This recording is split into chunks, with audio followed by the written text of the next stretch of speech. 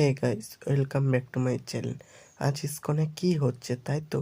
আজ ইসকনে হচ্ছে যজ্ঞী, মহাযজ্ঞী। এটা পূর্ণিমার আগের দিন হয়, চতুর্দশী। তাই এখানেও হচ্ছে দেখো। আর এই দেখো আমরাও চলে এসেছি এইদিকে, দেখো কত সুন্দর গান বাজনা হচ্ছে। আমি বসে আছি আর আমার পেছনে আছে মহাপ্রভু। তাই আমাদেরকে বলছি হোলির দিনকে চলে আসুন। হোলির আগের দিনকে এইসব হয়, আর যে কোনো পূর্ণিমার আগের দিনকে এইসব হয়।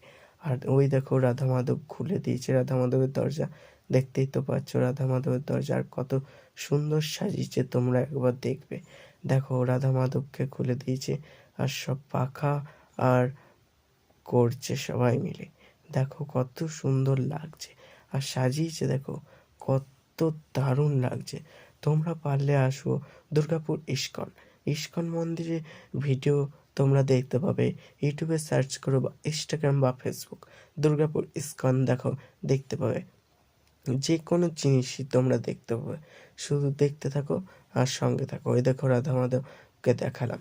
এই আমার আমরা অনেক দূরে আছি বলে তোমাদেরকে দেখাতে পারলাম না। তাই বলছি তোমরাও চলে আসো দুর্গাপুর ইস্কনে হোলি খেলবার জন্য। দেখো কত সুন্দর লাগছে রাধা মাধবদেরকে, মনে হচ্ছে স্বয়ং রাধা মাধব দাঁড়িয়ে আছে। বাই বাই, সবাইকে সাবস্ক্রাইব করো, লাইক করো, কমেন্ট করো। Bye bye.